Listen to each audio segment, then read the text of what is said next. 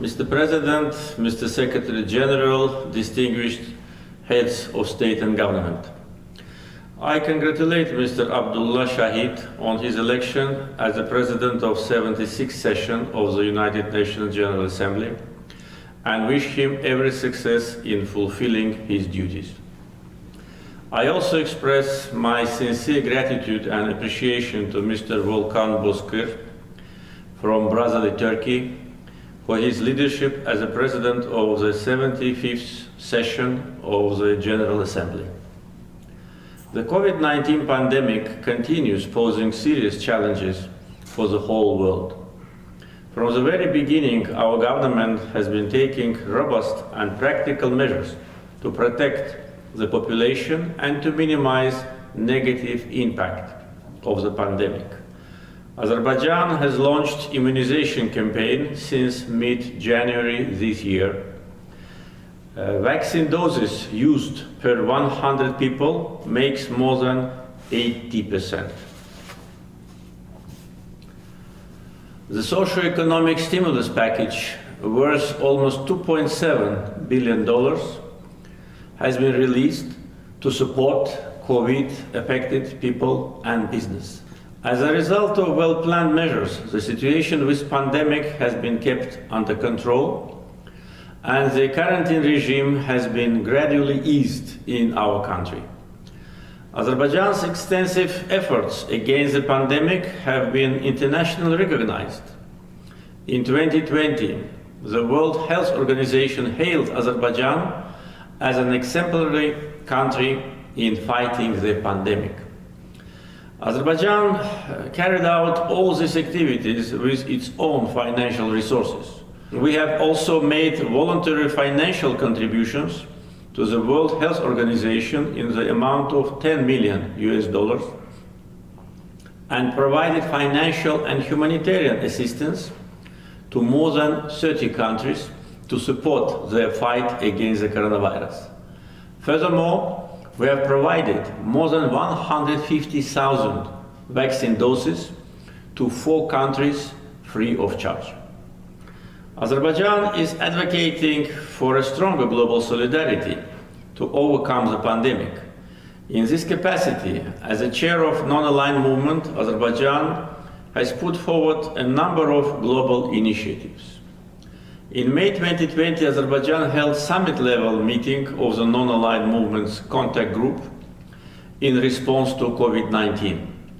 During the summit, I suggested, on behalf of the non-aligned movement, the convening of the special session of the United Nations General Assembly in response to coronavirus at the level of heads of state and government. This initiative was supported by more than 150 UN member states, and the special session took place on 3rd-4th December 2020. I express my gratitude to the Secretary General, Mr. Antonio Guterres, and all states supporting our initiatives. On numerous occasions, Azerbaijan has publicly expressed its discontent with stockpiling of vaccines by some wealthy countries. We reiterate our dismay on the persistent vaccine nationalism and deepening inequality in access to vaccines between developing and developed countries. Such actions prevent developing countries from protecting their populations. According to international reports, so far, more than 75% of the world's vaccine doses have been purchased by 10 wealthy countries, while vaccine coverage of low-income countries is less than 2%. To call international attention to this challenge, Azerbaijan, on behalf of the non-aligned movement, initiated a resolution on ensuring equitable and universal access for all countries to vaccines in the UN Human Rights Council, which was unanimously adopted this March. Azerbaijan plans to initiate a resolution at the UN General Assembly on the same topic during this session.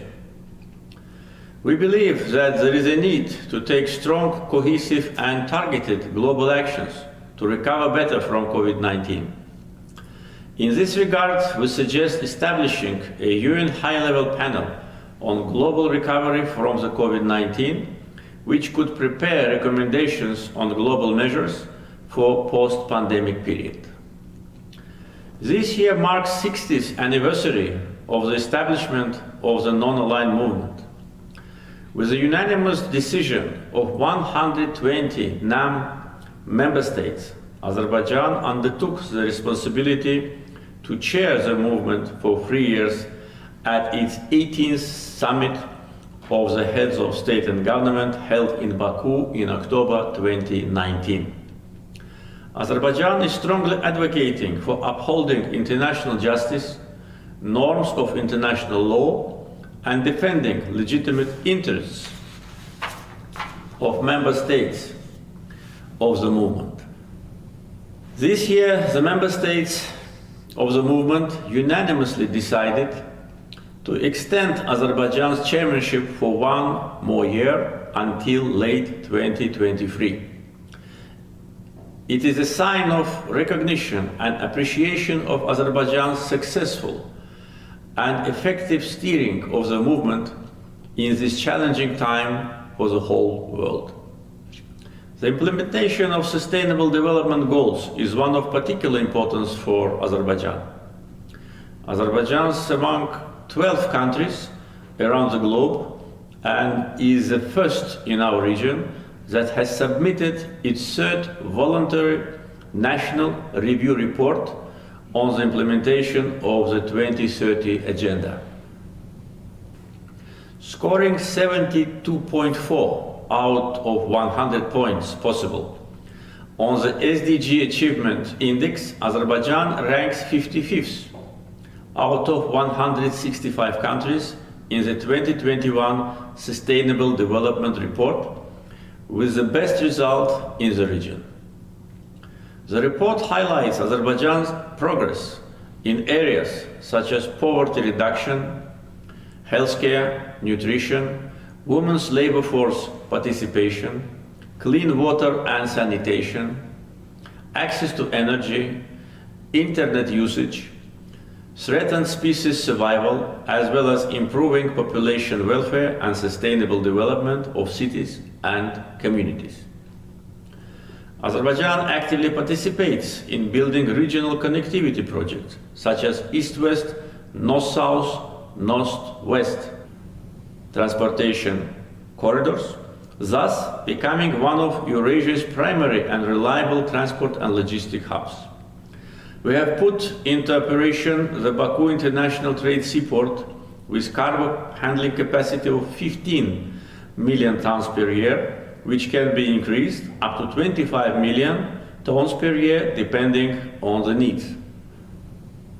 Azerbaijan ratified the Paris Climate Agreement with a voluntary commitment to achieve a 35% reduction in greenhouse gas emissions by 2030 compared to the base year 1990. Furthermore, we are exploring the possibilities for setting conditional targets for 2050 under the Paris Agreement. Currently, the share of renewables in the total energy capacity of our country is 17%. The target is to increase this number to 30% by 2030. Agreements have been signed with 3 major international energy companies to invest in the construction of 3 wind and solar power plants with total capacity of over 700 megawatts in the coming 3-4 years. One of these projects will be implemented in the eastern Zengezur region, liberated from Armenian occupation during the 44-day Patriotic War.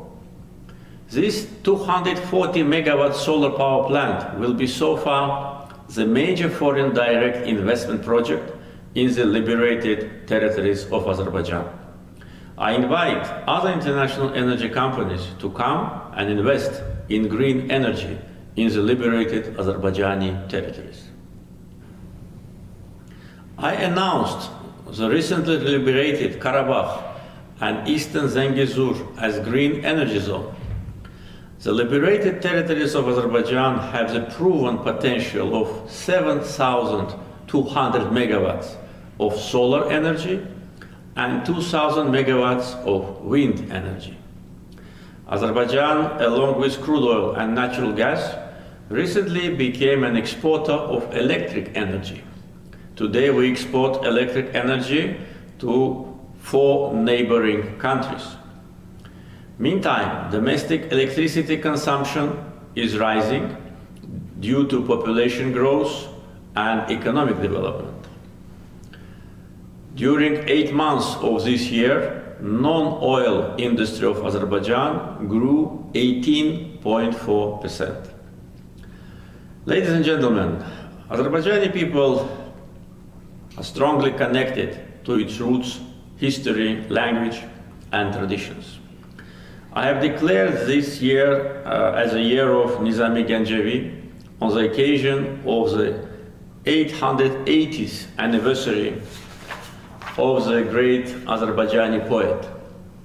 In 12th century, Nizami Gencevi propagated in his poetry the ideals and values such as peace, justice, humanism, freedom, and equality, which coincide with principles promoted and protected by the United Nations.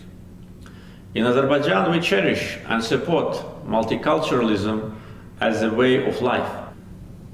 Azerbaijan is considered as an example of tolerance and peaceful coexistence of representatives of various religious and ethnic groups living in our country. The UN strongly supports Baku process, which was initiated by Azerbaijan in 2008 to strengthen dialogue and cooperation between the Muslim world and Europe. The UN General Assembly's resolutions have recognized the World Forum on Intercultural Dialogue held in Azerbaijan regularly as a key global platform for promoting intercultural dialogue. Ladies and gentlemen, last September, addressing the UN General Assembly, I draw your attention to continuing occupation of territories of Azerbaijan by Armenia and aggressive statements and actions of the Armenian government. Today, a year later, I proudly say that Armenia was defeated on the battlefield and Azerbaijan put an end to the occupation. Armenia for about 30 years kept under occupation almost 20% of the territory of our country. The occupation was accompanied by notorious war crimes and crimes against humanity. Armenia committed Khojaly genocide in February 1992, killing hundreds of civilians, including 106 women and 63 children.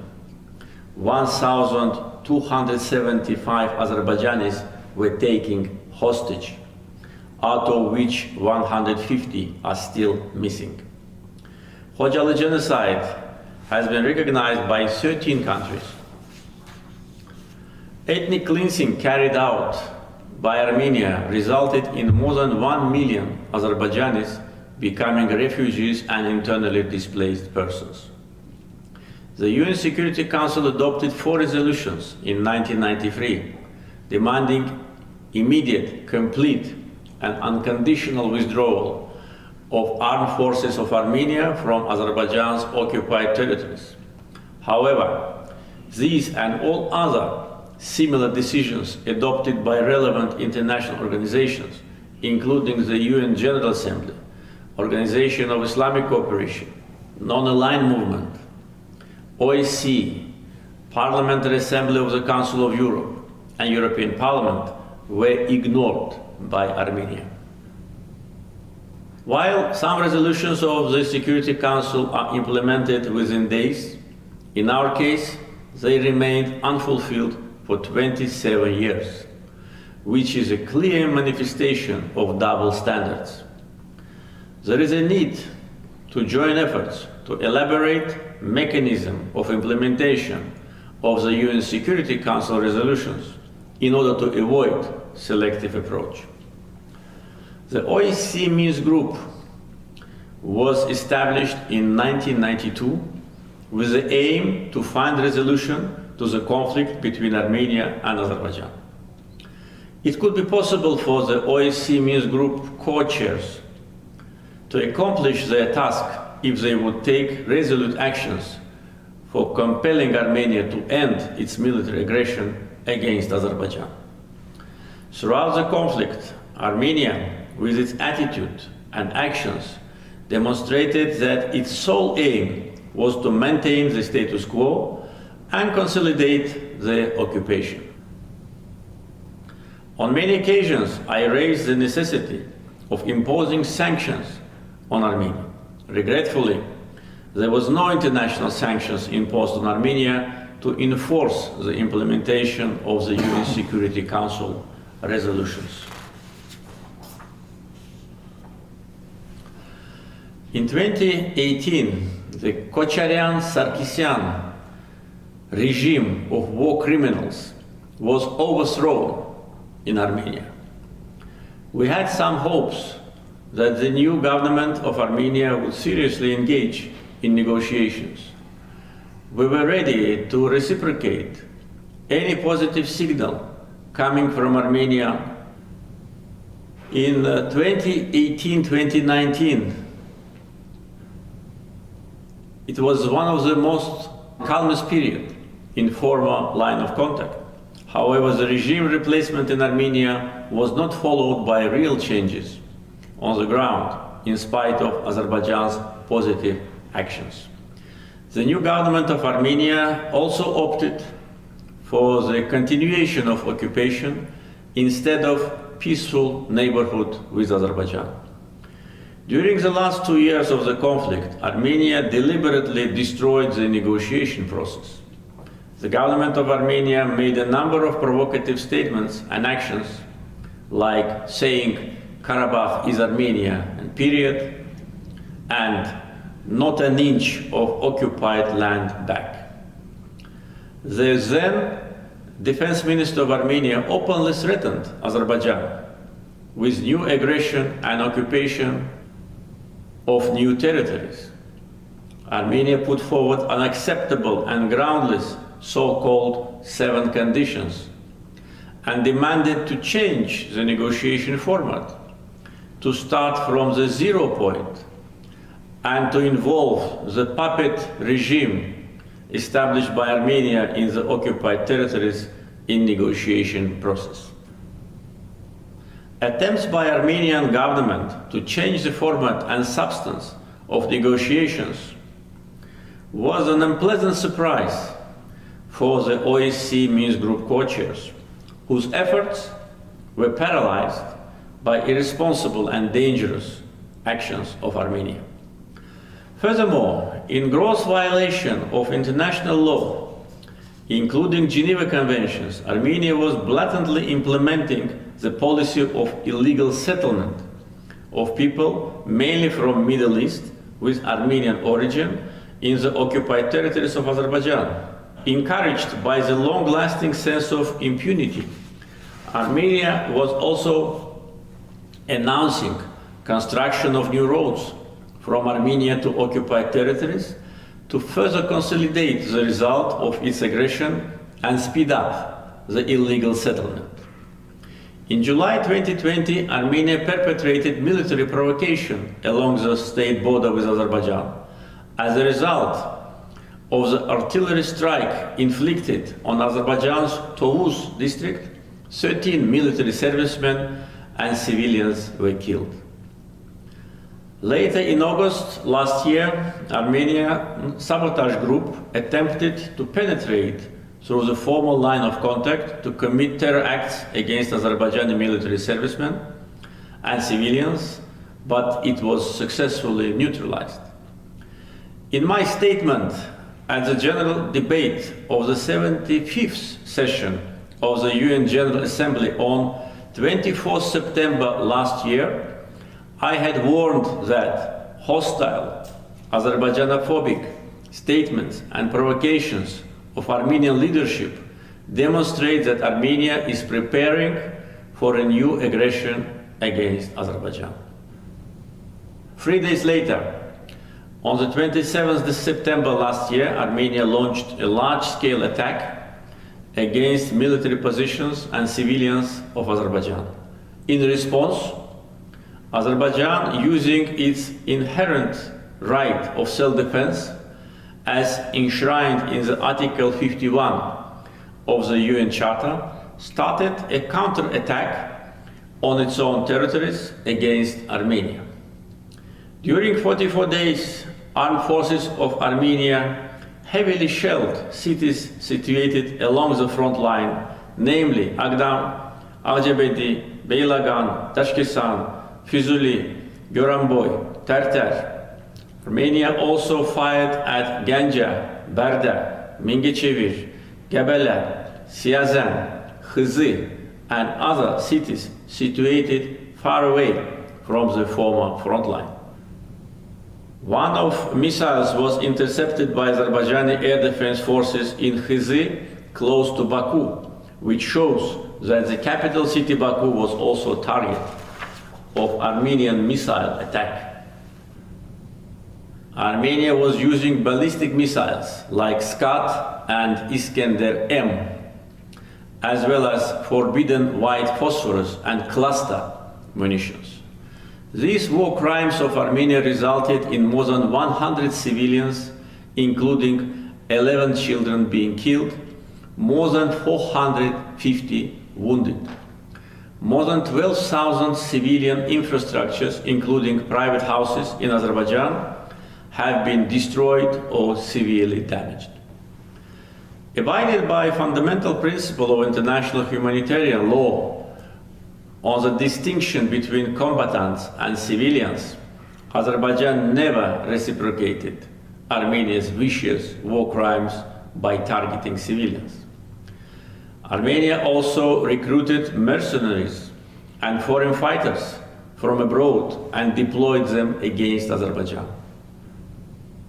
During 44-day war, Azerbaijan liberated large part of occupied territories, including cities of Jabrayil, Hadrut, Füzuli, Zengilan, Gubadli, and Shusha. In total, more than 300 cities and villages were liberated on the battlefield. Armenia had to sign an act of capitulation on 10 November 2020. Accordingly, Armenia was obliged to withdraw its troops from the remaining part of Azerbaijan's territories, namely Agdam, Lachin, and Kelbecer regions. Azerbaijan itself enforced the implementation of the above-mentioned UN Security Council resolutions. Probably it was the first case in the world since the establishment of the United Nations. Azerbaijan resolved the 30-year-long conflict and restored its territorial integrity and historical justice by military political means. The Nagorno-Karabakh conflict was left in the past. There is no administrative territorial unit called Nagorno-Karabakh in Azerbaijan.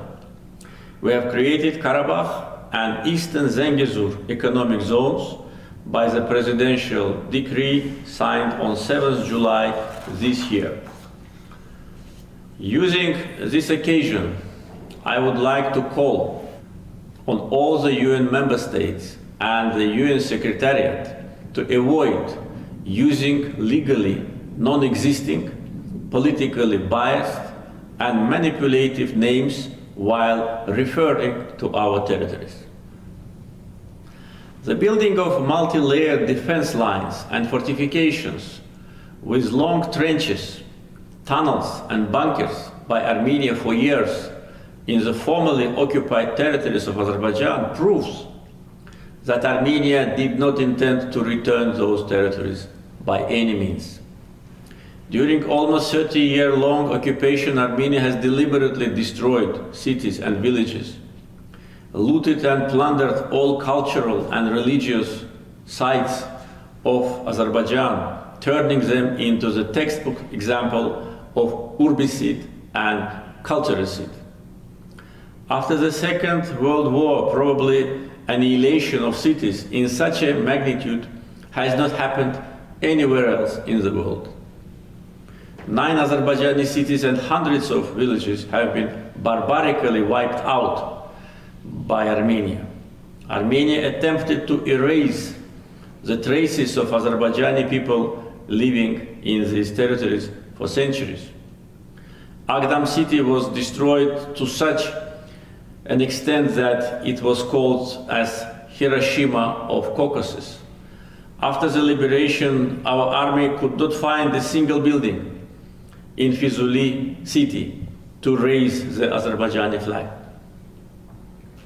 Out of 67 mosques in the territories which were under Armenian occupation, 65 have been razed to the ground, and remaining 2 have been severely damaged and desecrated, including by being used as stables for pigs and cows, in total disrespect to all Muslims of the world. Even the graveyards were desecrated, destroyed, and looted. During visits to liberated territories, foreign diplomats, representatives of international organizations, and international journalists have witnessed the barbarism committed by Armenia. The facts of the full destruction of cities and villages, including the cultural and religious heritage sites of Azerbaijani people, has been widely documented and broadcasted by international media and independent experts. Each delegation in the United Nations has been provided with an illustrative book which contains brief information and photos of our towns and villages before and after the occupation. It reflects the total destruction of religious and historic monuments of Azerbaijan. Armenia has committed severe ecocide in the formerly occupied territories of Azerbaijan. 60,000 hectares of our forests have been destroyed, cut down, and taken away. Soil and rivers have been polluted and contaminated. Armenia used water reserves to create an artificial environmental crisis on the formerly occupied territories. In 2016, the Parliamentary Assembly of the Council of Europe adopted a resolution entitled "Inhabitants of frontier regions of Azerbaijan are deliberately deprived of water," demanding the Armenian authorities to cease using water reservoirs as tools of political influence or an instrument of pressure. This resolution was totally ignored by Armenia, which continued to use the Sarsang water reservoir as a tool of humanitarian and environmental terrorism. Armenia was intentionally opening the floodgates during the winter months to cause flooding in the surrounding areas and closing them in summer to deprive people and farms from water in the former frontline region. Armenia has been severely polluting transboundary river called Okhtuchay, causing irreversible degradation of ecosystem of the area along the river in Azerbaijan. Regrettably, some foreign companies are also participating in this environmental crime. Armenia illegally exploited natural resources, including gold and other precious metals and minerals of the formerly occupied lands, and exported it to the international markets. Based on solid facts, we have identified companies from different countries illegally exploiting Azerbaijan's natural resources and conducting other illegal activities, in the formerly occupied territories. We have already started taking legal actions against those companies. They will be held accountable for illegally exploiting our natural resources in the formerly occupied lands. We have around 4,000 citizens registered as missing persons from the First Karabakh War. Armenia must provide us with information about their fate. We have solid proofs that almost all of them have been tortured and killed and buried in mass graves by Armenian military in violation of international humanitarian law. In April 2021, remains of 12 civilians killed by Armenian war criminals have been identified in liberated Bashlibel village of Kelbecer district in a mass grave. Armenia must bear state responsibility for military aggression and other grave crimes committed against Azerbaijan under international law and Charter of the United Nations. The despotic warlords who came to power in Armenia as a result of coup d'etat and ruled for 20 years from 1998 to 2018 were completely doomed to failure in achieving their nefarious dreams and goals during the 3-decade-long occupation of Azerbaijan's territories.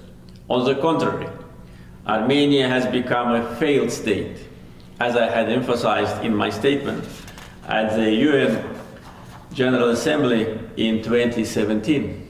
The country has been weakened to the extent that it cannot even guard its own borders by itself.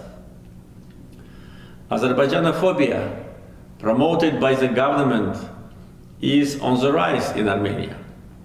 Racist ideology cultivated in Armenian society based on ethnic hatred and demonization is the root cause of ethnic cleansing and unprecedented vandalism in the formerly occupied lands of Azerbaijan by Armenia. Despite the regime change in Armenia, the fascist ideology continues to dominate in the country. Successive Armenian governments have glorified Nazism in the person of Nazi General Garegin Njde, who has been turned into national hero in Armenia. While the progressive world is fighting against the rise of neo-fascism, the then president of Armenia inaugurated the monument of Garegin Njde in capital Yerevan in 2016. Azerbaijan defeated not only Armenian occupying forces, but also Armenian fascism. If we see again any danger to our sovereignty, territorial integrity, and security of our people, we will exercise our legitimate right to self-defense without any hesitation. Ladies and gentlemen, as we have left the conflict behind, large-scale construction work is carried out in the liberated territories. Azerbaijan is building new cities and towns from the scratch by applying the modern urban planning and utilizing the concepts of smart city and smart village. All this work is being conducted with Azerbaijan's own financial resources. To that end, $1.3 billion have been allocated from the state budget only this year. However, the main challenge is the vast presence of landmines planted by Armenia in the liberated territories.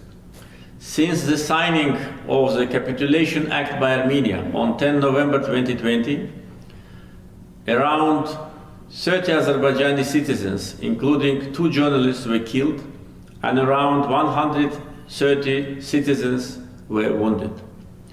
Azerbaijan is among the most heavily mined countries in the world. It slows down the reconstruction process in the liberated territories and return of internally displaced persons to their homes. Armenia refuses to release accurate maps of minefields. The accuracy level of the maps for 3 regions which Armenia had to provide is only 25%. The international community must force Armenia to provide us with accurate mine maps of all liberated territories. As the conflict is over, Azerbaijan has already announced its readiness to embark upon the border delimitation and demarcation between Azerbaijan and Armenia, and to start negotiations on peace agreement with Armenia based on mutual recognition of sovereignty and territorial integrity of each other. Such an agreement would turn our region into the region of peace and cooperation. However, we have not yet seen any positive reaction from Armenia regarding our proposal. One of the areas that can serve as cause of peace and cooperation is transportation projects. In this context, the Zangezur corridor connecting mainland Azerbaijan with its inseparable part Nakhchivan Autonomous Republic and Turkey will create new opportunities for our region. Azerbaijan has created a new reality in the Southern Caucasus region, which has to be taken into account by all. Armenia has to make a choice between regional cooperation and illegal and baseless territorial claims against its neighbors. The international community should also play its positive role in this regard and urge Armenia to realize that peace has no alternative. Any acts directly or indirectly supporting revanchism and militarization in Armenia must be ceased. We hope that long-awaited peace, security and stability will prevail in the Southern Caucasus at last. Azerbaijan will continue its consistent efforts to contribute and to strengthen regional peace and development. Thank you.